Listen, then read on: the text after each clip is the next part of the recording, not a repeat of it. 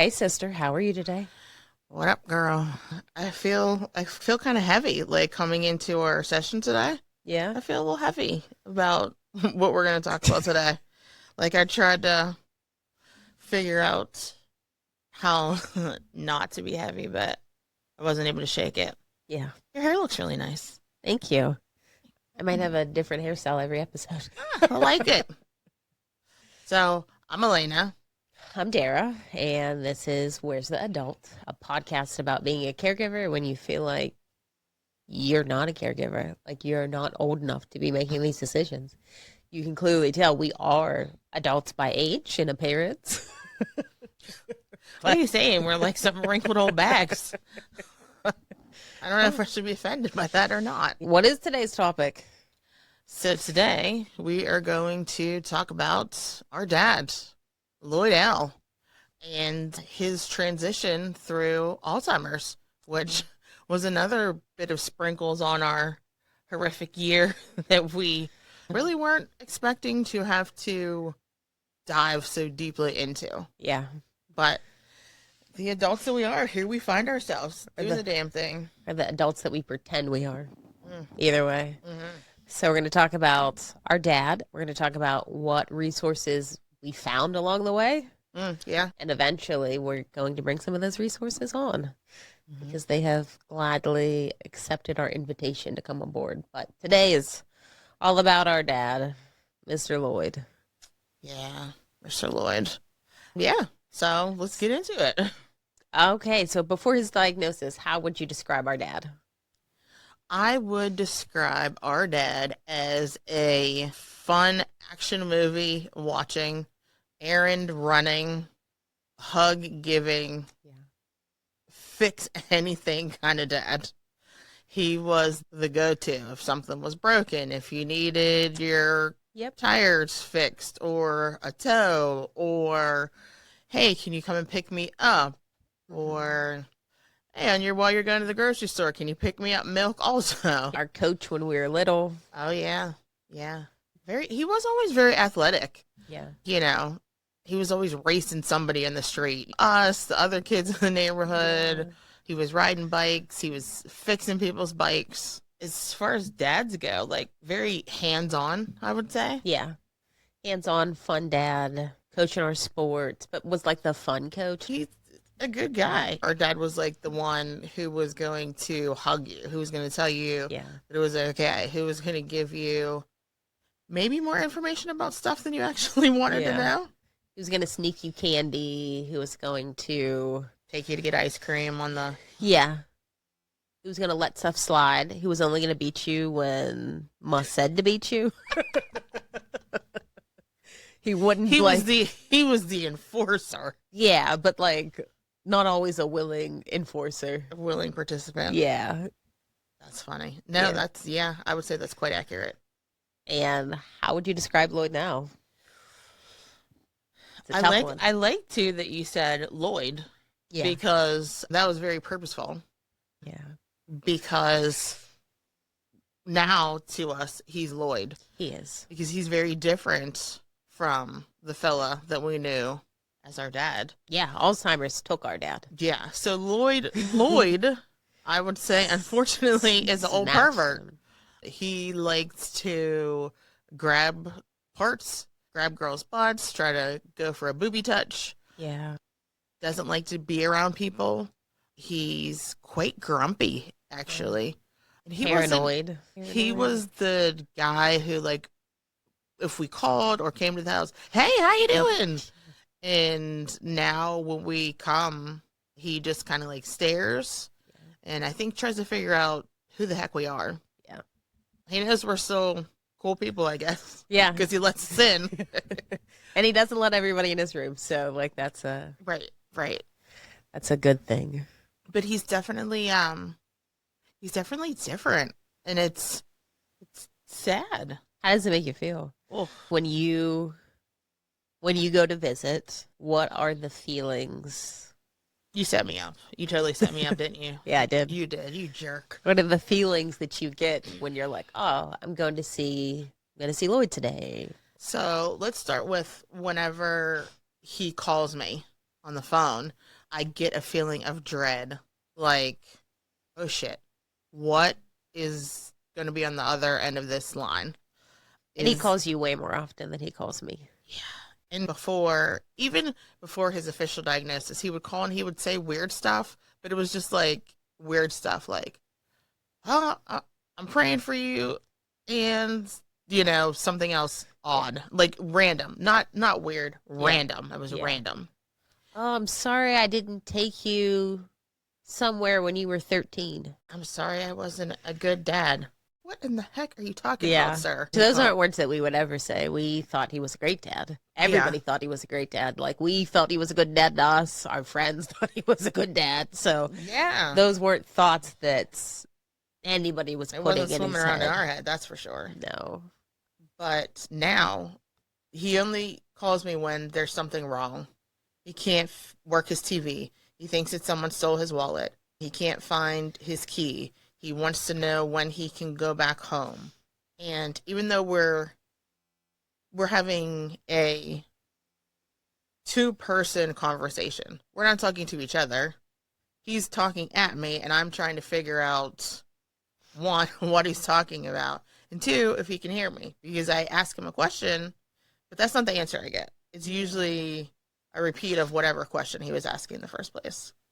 And it's very dreadful. Like, I feel very dreadful. I also feel a little guilty. Like, I don't want to answer the phone because my dad is calling. Yeah. But I also know, like, that man who's calling really isn't my dad. No. But going to see my dad, I get quite anxious. My chest gets tight. I start clenching my jaw. I start biting the inside of my cheek. I drag my feet about getting there because, it is not fun. Like, it's not like, hey, we're going to go and visit and we're going to go and get ice cream and it's going to be wonderful. It's like, what's he going to say? What are the people going to tell me at the facility that he's at, that he's done now? Yeah, or what crude thing that he's going to say? Because, nobody wants to talk about their parents having sex, right? That is gross. Old people sex is just, it's terrible. However, our dad likes to tell us about wanting to have sex. Who's he going to have sex with? Or past sexual experiences with our mother. Or other women. I don't care. Good for you, old fella. But that's not information that I want to know. He told me 5 days after our mother was buried that he was going to have sex with someone that we know. I was horrified. Horrified. Not only did I not want to hear it, but I'm still sad that my mom is gone. Yeah. And the parent I have left, who's supposed to be comforting me, we're supposed to be comforting each other, trying to get a booty call. Are you serious? Yeah. Yeah. What about you? How do you feel about going to see Lloyd and your responsibilities for him now? It feels like work and not visiting a parent. It feels like, oh, I'm just going to work. I work with adults with disabilities, and yeah, it feels like that. It feels like, is he going to know who I am? What of my soft skills that I have learned can I get him to get out of his room and engage with other people? What ways can I brainstorm? So last week when I was there, he was throwing away his Depends. Adult briefs, He was tossing them in the garbage, even though they were clean. So I had to order more, and then I had to talk to the staff about, hey, can you do X, Y, and Z? So instead of just being like, oh, I just want to go spend time with my dad, maybe we could talk about his week, my week, football, something. It's not like that. And in the middle of the visit, he knew who I was when I got there. Hi, Darah. Maybe like 2 hours later, he was like, ma'am. And I was like, me? Are you talking to me? It just went out of his head who I was. Instead of being in his room, we were at a coffee club. And with all those other people around, he knew that I was his person and he knew to reach to me, but there was a disconnect about who I was. So instead of being Darah or daughter, I was just, ma'am, hey, ma'am, can we leave now? Ma'am, where's the front door? Ma'am. But they were playing a quiz game, so I'd be like, hey, here's the answer. So then he would say the answer, and then he would get proud because he would get the correct answer because I was feeding him information. Yeah. But it's sad. We're essentially orphans. We are orphans. One thing that I find funny that he does is that he talks to you about you. Yeah, he does all the time. We always say, oh, that Darah, she's the worst. I'll say, Darah and her science. Oh, yeah. Or I get calls to tell me what Darah did. And Darah's so mean. And she said this and she said that. I'm like, oh, that Darah. What are we going to do about her? And even though I've only been a nurse for a little bit, it'll be like, Darah's a nurse. And I'm like, Darah, she had a whole career before that. No memory. And something funny, he thinks nurses that all I do is push people around in wheelchairs all day. Like, oh, that's my whole job. Nice. I'm a wheelchair pusher. That's funny. That's funny. All right, so helpful stuff. How did Lloyd get diagnosed? So Lloyd got diagnosed by doing some weird things and having to then take him to the neurologist. Well, I would say his official diagnosis, I think we talked about in our last episode with him getting COVID, and then we're thinking that he had a stroke. But once Darah and I got involved in his care, it was more, we were seeing weird things that he was doing outside of what our mom was saying. Because, there's husband and wife. Yeah. She complained about her husband, and we're like, oh, she's just mean. She's just being mean. She's just mean. She's being mean. But he got lost. And I think once he got lost, then it was, oh, this is something different. This is something really different. He got lost going to a place where he would go Weekly. Sometimes several times a week. Yeah. A 20-minute drive from home, going shopping in a shopping area that he frequent that our mom worked by. And somehow he ended up in the next state over. Fortunately, the next state over is only like 45 minutes, but still, that was a bit much. So then we found a fabulous neurologist who listens and doesn't just brush things off like, oh, they're old. They're just getting old. They really took the time to listen to what our concerns were and his concerns, even though he was like, oh, I'm fine. Like, you asked my dad, he's either wonderful, terrific, or terrible. That's it. Sometimes horrible gets slid in there, but usually it's terrible. Those are the only options. So, yeah, we like his neurologist. Yes. He also has a gerontologist, which we also highly recommend a gerontologist. Highly. We were in the cafeteria at the hospital that our mom was in. We knew we had to do something. So even though his PCP did a really good job when he had COVID, overall, they weren't doing the best job, in my opinion. So we were in the cafeteria, and I'm like, oh, we got to find somebody. So we looked up gerontologists. We looked at reviews, all this stuff. We called this number. It doesn't even exist. They were not in service. It was a scam. It was a scam. I like to do a lot of research before I do anything. A lot. Like, she is not even exaggerating. A lot. Yeah, a lot. A lot. Yeah. I have dyslexia, which makes me a little neurospicy. So that's part of my neurospiciness is I just can't do things impulsively. I have to research it. But people think it's impulsive. So I did all this research. We found this person, or I'm like, all right, we're ready to call. And then we called this other number, and they're like, oh, they're not around anymore, but we can direct you to this person. They're close, and they're this, and they work with the neurologist. And I was like, oh, okay, I guess we'll give it a try. She's amazing. Absolutely She will be on the amazing. podcast. She is amazing. Shout out to Dr. Weinberg. Yeah.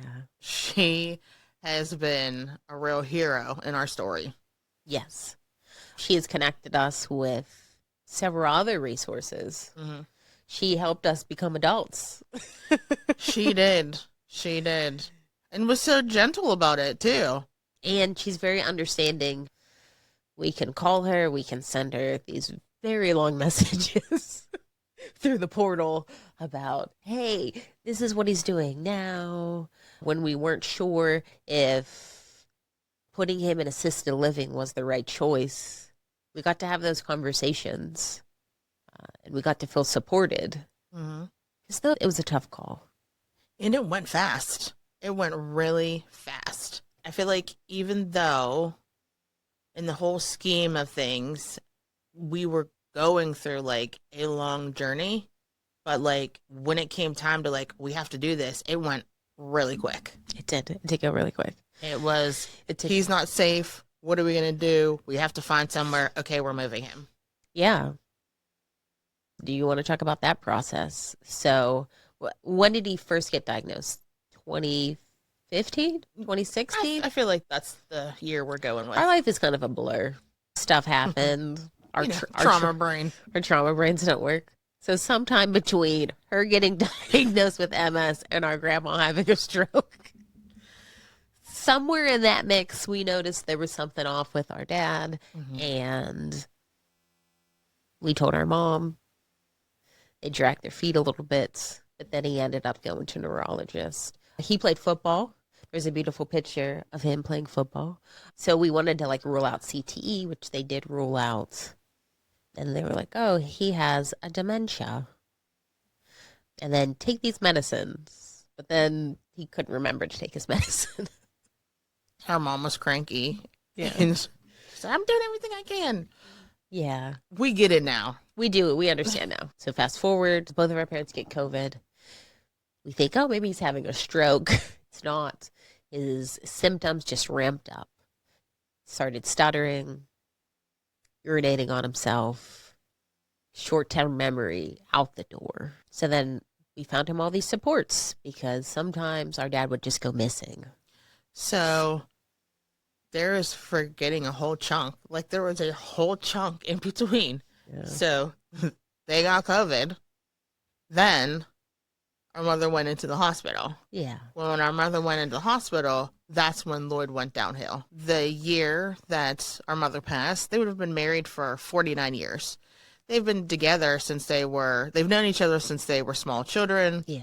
6 and 7, like little kids. Yeah. And then they were like high school sweethearts. He was used to having someone in the house all the time. He was used to having her tell him what to do all the time. Yes. He had never lived alone. His family house, the college, the marriage. Right. Yeah. So he was used to someone. And we were trying to see to our mom and hoping that he would be okay. But we quickly found out that was not the case. No. We had to establish trains of people to support and bring him food, meal prep food, make sure people had eyes on him, find him activities to get involved in. We got him involved in Meals on Wheels. He would come to my house every night for dinner. Unless he was not interested in coming to dinner, then I would go to his house, bring him dinner, and make sure that he ate dinner, because we quickly found out that if we just dropped off a plate to him, he wasn't eating it. He would sit it on the table or put it in the refrigerator and then not eat it. Yeah, it would be forgotten. Right. So our mom passes, and it just gets worse. Yeah. Like, really bad. The woman he wanted to have sex with, he began stalking her, for lack of a better word. But because there's someone that we know, they at least reached out and said, hey, this is happening. I know this really isn't your dad, but I just want to let you know because it's starting to get uncomfortable for me. Yeah. Otherwise, I wouldn't have known because I'm thinking my dad's in the house watching TV. But no, he's being out in the world being a creep. Yeah, we like low jacked him. When he's had a car, we low jacked his car. His phone. We low jacked his cell phone. But unfortunately, sometimes he wouldn't take his cell phone places. So then we wouldn't know where he was. We were trying to figure out how to put a tracker in his shoes. Yeah, we were trying to low jack everything. With his phone, we would put all these apps and things to track him, but because he didn't know how to use his phone, he was always turning the things off. Or like just turning off his phone or leaving his phone somewhere. It was wild. It just wasn't safe. He was leaving. They had a electric stove, and he was leaving the stove on with stuff on the stove, and not just like pots and pans, like random papers. So it was turning into a fire hazard. It wasn't safe. I live and work in the same area, and people would come to my job and say, "Hey, I saw your dad walking. Hey, I picked your dad up and dropped him back off at the house. I just want to let you know. Hey, your dad is walking down by the railroad tracks." For anybody older, he was looking for Farmore. Google it. Farmer isn't around, and it definitely is not by the train tracks. And he thought that he was going on a shortcut Yeah. to get there, and then realized that he was lost and came back. But he walked miles that day. He's like, "Oh, I'm so tired." Of course you are. You're not used to walking like that. Or he would go out in the cold without a coat on, and I would get calls, "Hey, your dad's walking. He doesn't have a coat." And I'd have to either stop working. I'm a manicurist, so I was working on someone, I am sure, to go and get him, to drop him then off at his house. Should you do a lot of this by yourself? Because I live on the other side of the city, and I was in my last year of nursing school. Yeah. Lloyd wrangling was starting to be my full-time job. Yeah. I was sometimes a weekend helper, sometimes not, because I didn't work when my mom was in the hospital, so I had to work a lot after the fact. So I would be working on the weekends all weekend, like 3 p.m. on Friday until 9 a.m. on Sunday morning. And one thing that we're going to get into, probably not in this episode, but like the feelings of guilt and anger. Yeah. So I'm saying this because I specifically remember 2 times that Darah was on dad duty. And I was like, I wonder if both of them are going to end up coming back to my house. Or just one. Because I could tell on not even seeing her, just by her voice. What happened? Nothing. Okay. I'm dropping your father off now. Oh, are you dropping him off at my house? I'm taking him to his house. And I don't care what happens after that. And that was my cue to, okay, it's fine. I'll go and check on him in like an hour or so and make sure everything's okay. Are you doing okay?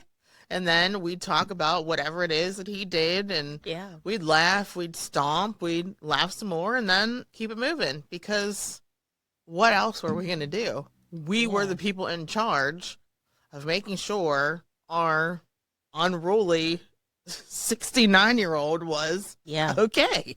While we're still trying to process the grief of losing our mom. Yeah. Like literally, 3 months? Yeah. Yeah, there's a lot wrapped up in that. And if you are a caregiver going through this situation, we see you. We do. And all your feelings are valid. 100%. 100%. It's okay. It's okay. Like sometimes I'm like, oh, Dad. Mm-hmm. And that's okay. Because guess what? Even though I might feel anger or sadness, he's still my dad, and I'm still going to take care of him. As long as you don't beat him, it's okay. Yeah. Because they have groups that watch out for that type of thing. Don't beat him. We don't want to do that. Don't beat him. But sometimes you do have to walk away. Sometimes you have to temporarily be like, I'm done for today. I got to tap out. Yeah. And that's what we would say to her. I'm tapping out for the night. Yeah. So whatever happens, it'll have to wait until tomorrow. And like we got cameras, and like if I see him on the camera, I'll send my husband out to go get him because I'm rough. done. I'm done for the day. I was failed out of nursing school that semester. Because it was rough. I was a good, terrible student. So I was a good student because I got good grades. I was a terrible student because I didn't always study. I think you're real smart. I know. But when I'm overly stressed out, I can't compute and I can't take in new information. It's just really hard. Info doesn't stay. No. So I'm in class. I'm overwhelmed. I'm everyone's medical power of attorney. So anytime the doctors would call, I'd just be in class and they would just call. And I don't know if anybody's experienced this, but if you don't answer that doctor's call when they call, sometimes it's just a series of phone tag. You just have to, I'm like, well, I have to leave class and answer this call. I have to go talk to this doctor about whatever. Oh, I have to leave school and take Lloyd here. I have to leave, like, it just was it is. And our grandmother was in the hospital at the same time, too. So I'm like, which doctor is calling me? Who's calling me about what? Yeah. I feel like we co-parent well. We do co-parent well. Yeah, so I almost failed out. Thank goodness I didn't. Some woo-saw, some yoga, and some amazing nursing friends and some amazing teachers that I'm like, hey, I just need help. That's another thing. It is okay to ask for help. It is. You can't survive this world alone. No. I tell people all the time, I am so thankful for my sister, and I'm thankful that we get along. Like, we are a team. Yeah, definitely. I know that sometimes does she get on my nerves? Yes. Of course. But she's still my sister, and I know whatever is coming down the pipe, we're going to handle it together. And I am not afraid to say, I need help. I can't do this today. Can you do, whatever? And it has to work both ways. Yes. But if you don't have a sibling that you have that type of relationship with, find someone. Yeah, find a friend. Find paid staff. See if your county has a buddy program that you could just get a buddy to help you with it. Because it's rough business. It is rough. It is rough. Here's a huge takeaway. You have to take care of you so that you can take care of the other person. Yeah. If you go down, who's going to take care of that person? What's the thing? You got to put your mask on first. Plane's going down. You put your mask on so you can help the others. Same in caregiving. You got to take care of you so that you'll be able to take care of. And we know that sometimes it feels like that's impossible. Mm-hmm.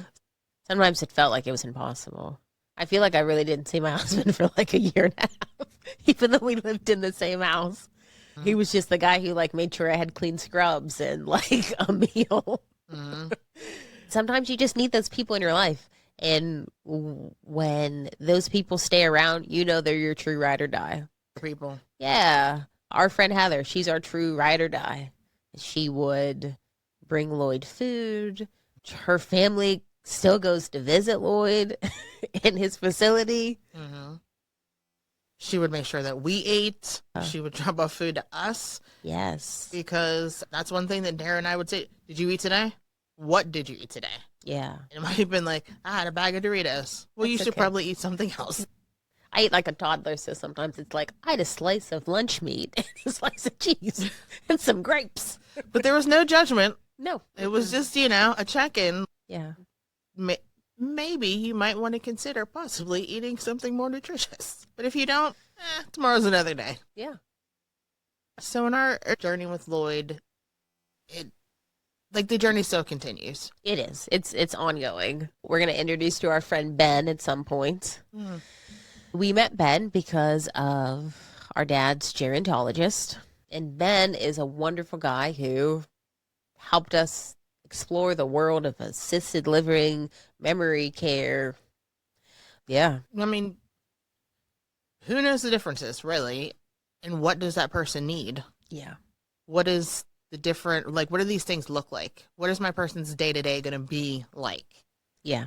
And there's so many. There are so many. So many. So Ben's job is to look at all the places and take all of the things that are important to us and our dad and find what will work. Mm-hmm. And he did a hell of a job. He did. And we gave Ben a run for his money because in the past year and a half, our dad has been in 3 different facilities. 3 different facilities. That was also a dreaded thing. Every time I saw his facility's name come up on my caller ID, I thought, oh gosh, what is it going to be now? And Lloyd gave them a run for their money. Yeah. His first place, he really gave them a run for their money. Yeah, we thought that we could transition him into assisted living. So it was a mix of assisted living and independent living, and everyone's in these beautiful apartments. It wasn't appropriate. But at the time, we didn't know. We didn't know. The neurologist didn't realize. The gerontologist didn't realize. Unless you're with someone 24/7, sometimes you don't realize those gaps until you put them in a... Yeah. We were trying to give our dad his freedom. He was such an independent person. We didn't want to just lock him away. We knew eventually that was going to be, he was going to have to be in a memory care facility because Alzheimer's is a progressive disease. Yeah. It doesn't get better. But our dad, in his first facility, he was I would say he was sneaking out because he was supposed to sign out each time. But no, Lloyd went out to get ice cream. He went out to get pizza. He was on the bus riding around with the van driver. Mm-hmm. He was going out in the rain, in the snow, no coat on. Yeah. Just YOLO in it. Living his best life. Yeah. And, you can't, that's dangerous. It's dangerous for many, many reasons. It's dangerous. So, yeah, that wasn't a good fit for him. That's also when we discovered that he was that Alzheimer's had created a pervert in his brain. Lloyd likes the ladies. My dad was bashful. If there was sex on TV and we were in the room, he's changing the channel. Mm-hmm. He was very bashful. Lloyd will tell us about sex and about how hot some girl is or how some lady's breast. And it's a lot of redirection and yeah.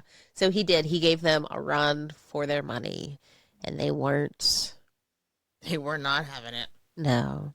So we left. We knew it wasn't a good situation and it was just going to get worse.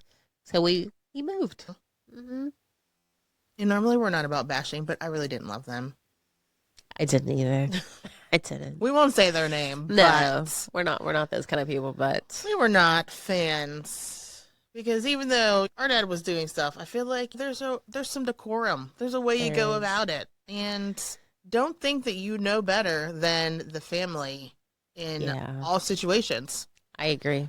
And it got, just for all providers out there, you don't have to be so aggressive. So before I was a nurse, I was in behavioral health for a long time. Long time.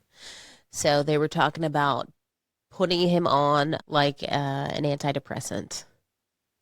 And she was like, we'll give it a week or 2. And I was like, that's not how antidepressants work. They need to build up.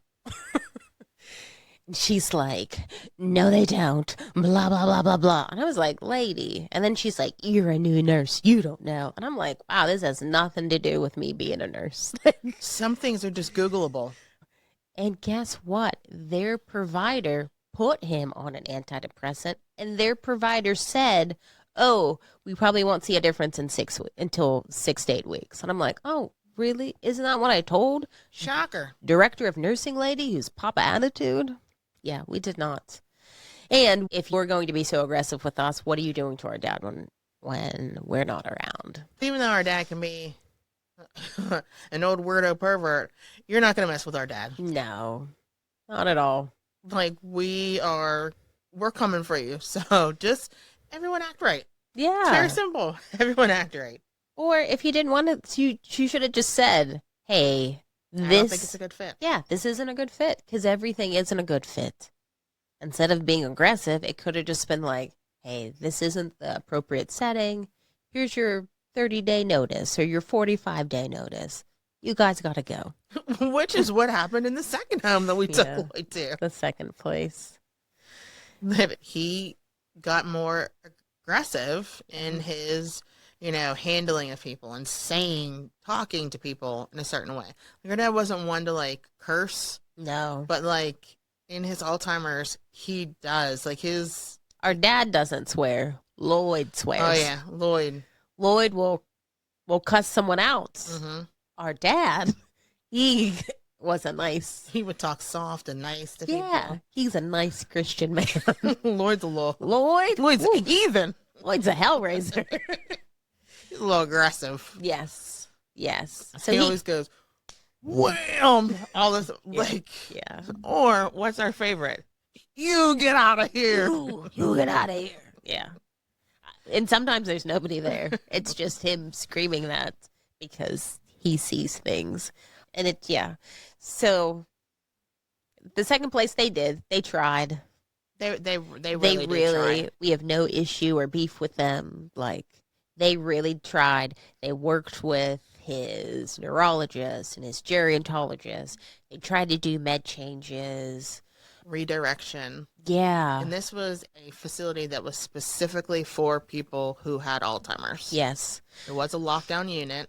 There was a period of time where for like a week or so, every evening, we would be there to help Oh, yeah.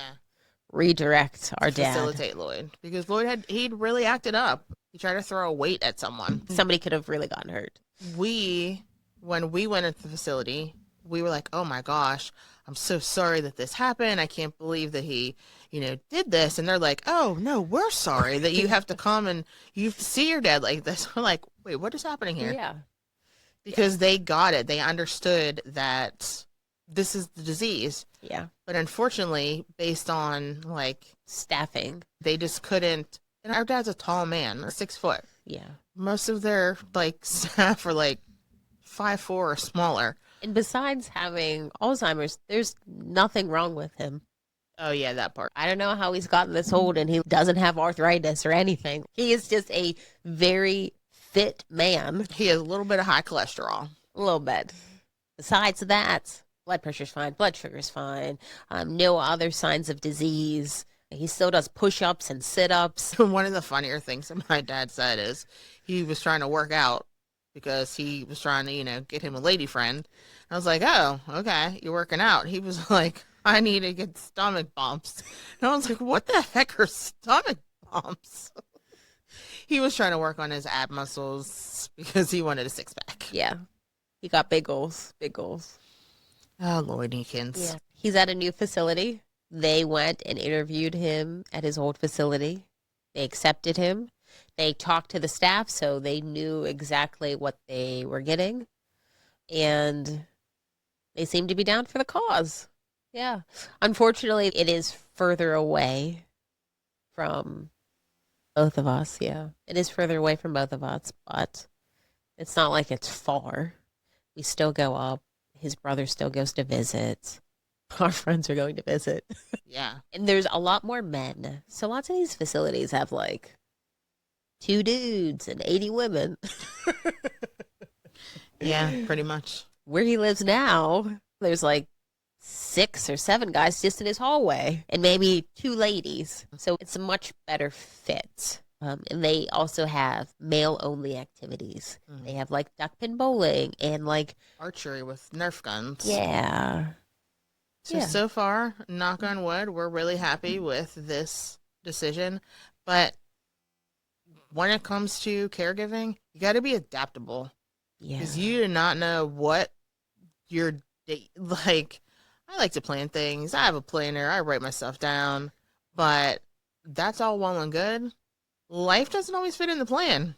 It doesn't. I might get up and think, well, today we're going to, the doctors, but Lloyd might not want to put his pull-up on. Or when we first moved him, Darah went to pick him up to take him to the doctors, and what happened? He had his whole apartment packed up because he thought he was going home, even though he knew he was going to the doctors. That was a week after. 1 week exactly to the day that we moved him in. And he was mad. Oh, he was so mad at me. And nobody said, you're going home. No. Because we know those aren't, like, we would never say that. We ain't taking you home, sir. No. No. Unfortunately, we're not independently wealthy, but if there's any sponsors out there that would like to sponsor us, Sponsor Lloyd. holla. Us holla. But yeah, we are not independent wealthy, and he was so angry with me. He was angry with me. He was angry at the doctor. Yeah, he was giving me dirty looks. And he was like, well, you just need to go. And then I was like talking to the staff about, hey, this is what the doctor said. Blah, blah. This is when the next appointment is. This is what we're going to do moving forward, yada, yada, yada. And he is just in the hallway just shooting daggers at me like, And then he like snuck away, but like he did this like, like, Dad, what is happening? Like, see, I was not there for that. But I was angry that she was angry and that it threw her day off so much. Yeah. And then we both went back to the facility to put his room back together. Yeah. And I said, you better not do this again. But still, every so often, we come and he's like, oh, you taking me home? And he random gets up stuff. and tries to pack his stuff. It's like, no. Then we redirect and talk about something else, and he forgets about it, and we move on. Yeah. But you just got to be adaptable, because you don't know what each day, moment, No. hour by hour Yeah. is going to bring in your caregiving journey. Essentially, you got to feel your feelings and be adaptable. Because I was mad in that moment. I was. I like, we had a plan. I'm like, all right, I'm going to get there at this time. And then we're going to do this. And then I'm going to take you to this doctor's appointment. And then I think I had to go to work or something. And just trying to like switch those modes back and forth. Sometimes it's hard. And I don't want to take out that anger on my dad. Mm-hmm.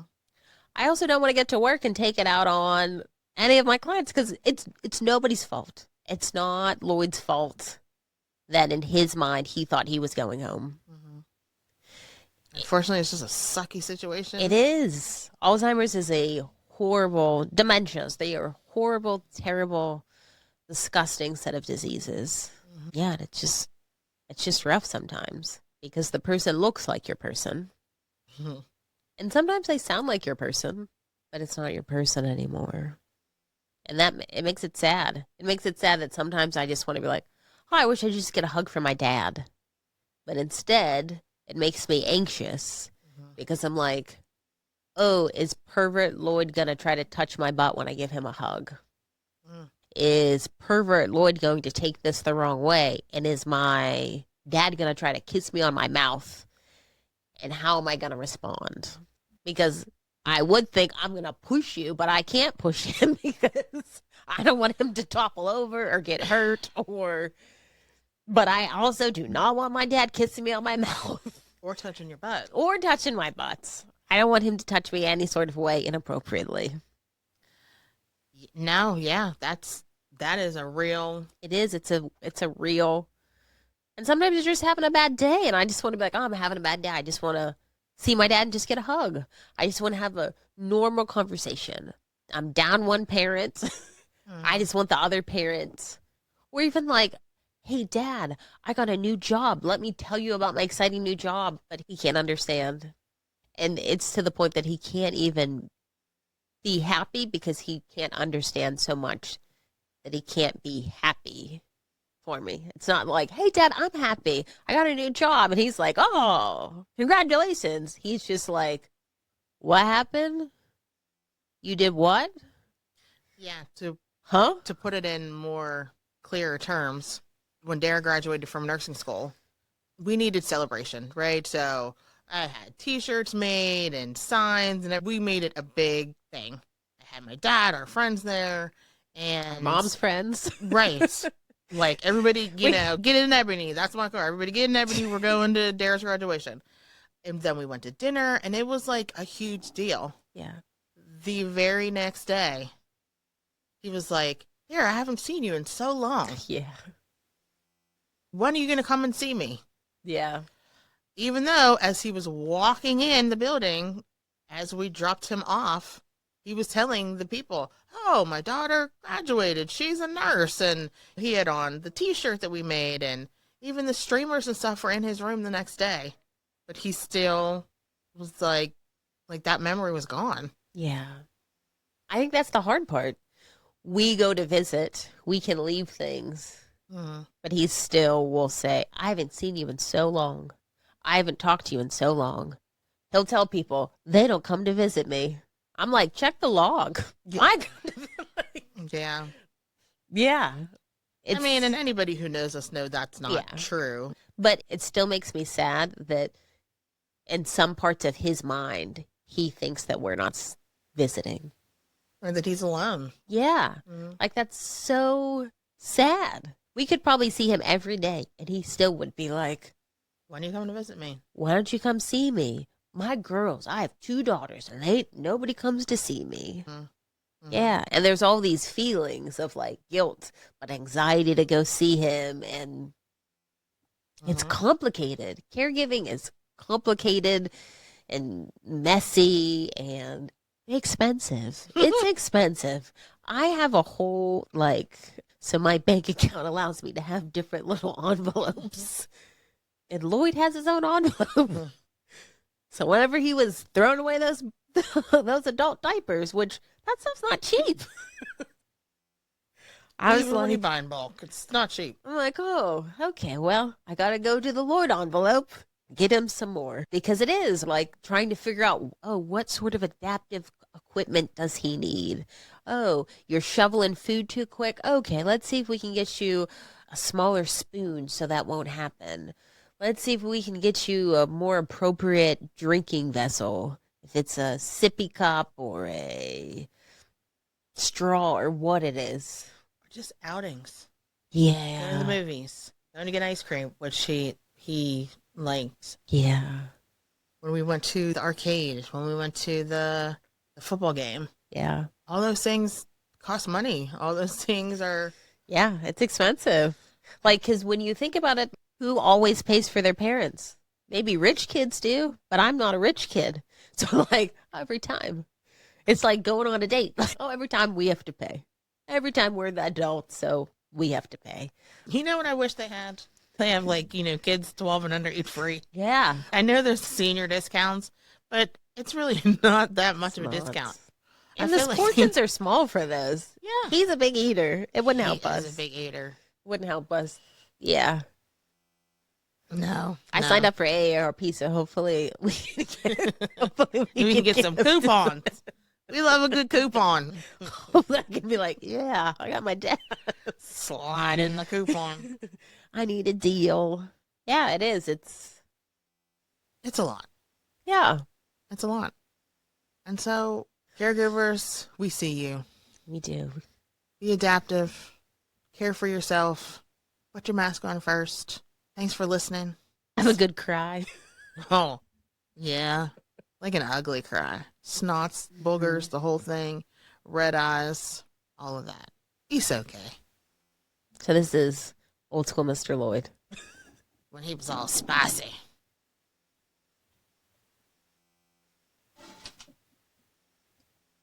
This is Lloyd at a birthday party. At his birthday. Year. So for his 70th birthday party, he loves to swim. So we got a hotel room. And he got to have a pool party. Because we know people. Yeah. And we're nice to people. And we put good karma out in the world.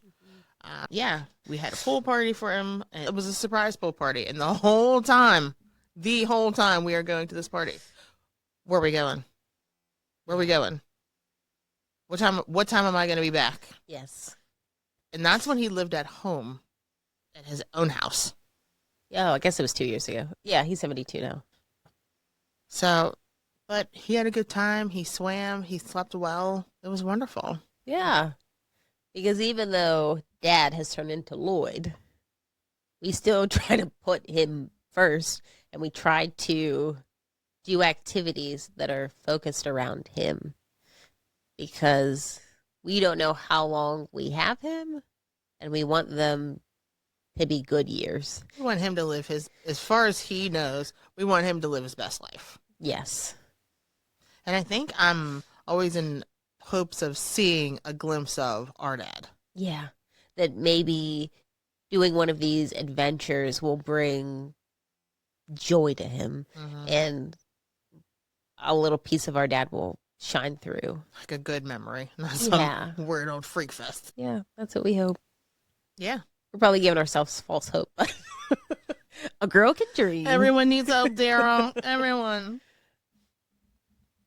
All right. Well, thank All right, you for folks. listening to our episode. You can find us wherever you find good podcast. You can also find us on social media on Facebook and Instagram. We are still not brave enough for the TikTok. One day. Adults. They're savage on there. Yeah, no. That's just, yeah. All right. Thanks for listening. Tell a friend.